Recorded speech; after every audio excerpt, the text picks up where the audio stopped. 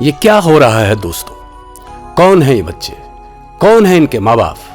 क्यों ये बच्चे पढ़ने लिखने के बजाय बिना किसी से पूछे लोगों के घरों की दीवारें फांद कर कुछ भी उठा ले जाते हैं और हमें इसकी भनक तक नहीं लगती? ये बच्चे हो सकता है मजबूरीवश प्लास्टिक, गत्ते इत्यादि जमा करके गुजर बसर करते हों, पर क्या हमें सतर्क नहीं रहना चाहिए? अगर दिन दहाड़े ये छोटे बच्चे दीवार फांद कर आपके घर से रद्दी के साथ साथ कुछ कीमती सामान भी ले जाएं, तो कोई बड़ी बात नहीं, क्योंकि हम अभी भी सोए हुए हैं। कृपया सतर्क रहें और ऐसे छोटे बच्चों को काम करता हुए देखकर प्रोत्साहित ना करें, क्योंकि हम अभी भी सोए हुए हैं।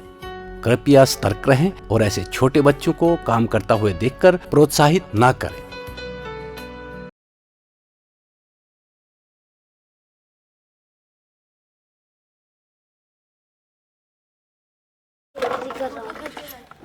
कितने पैसे बनते हैं दिन के? बन जाता है 150।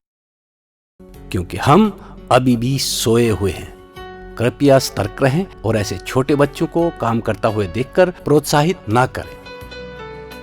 अगर आज का वीडियो आपको पसंद आए तो जरूर शेयर और सब्सक्राइब करना ना भूलें।